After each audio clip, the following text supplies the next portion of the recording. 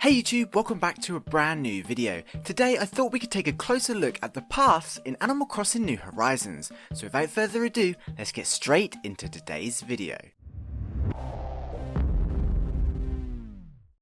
So as I'm sure you know, anyone who has ever played an Animal Crossing game for a significant amount of time has wanted the ability to lay paths around their town.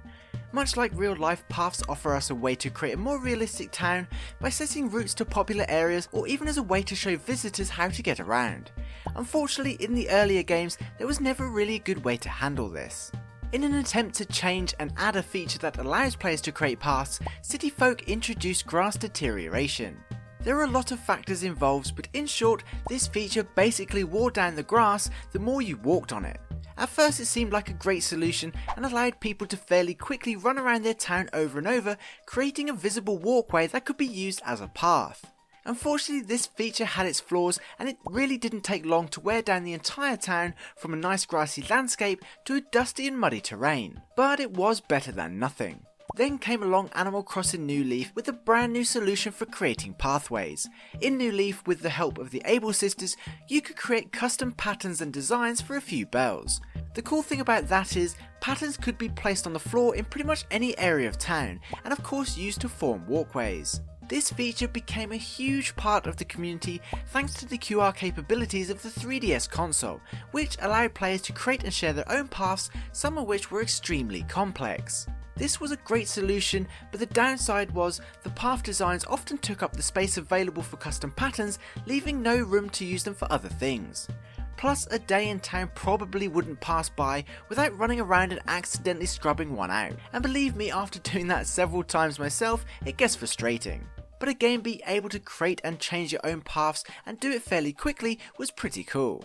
Now, Animal Crossing New Horizons is set to change up the path game again by completely changing the path mechanic and providing what looks to be a more subtle and efficient path making solution.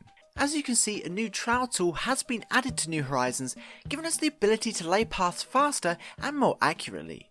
The tool appears to use the clay crafting material that we can source from the island and use it to neatly cover an area to form a pathway. Already this feature is looking much simpler than in past games. We can of course use this trowel tool pretty much wherever we like and create quite intricate paths and roads, something that is going to look great with all the outside furniture we can now drop. In this recent screenshot you can see quite a wide path with fences either side, and it really helps make the island stand out and look completely unique.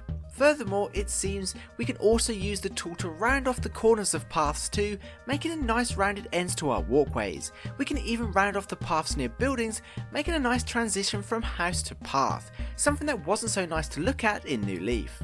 So with the ability to lay paths quickly wherever we're standing and to curve them around corners if we so wish, this feature is already shaping up to be a nice addition to Animal Crossing New Horizons.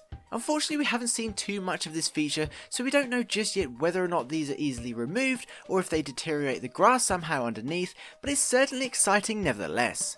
I do think that we're only just scratching the surface of the trowel feature though. I think the further into the game we get, the more options will become available.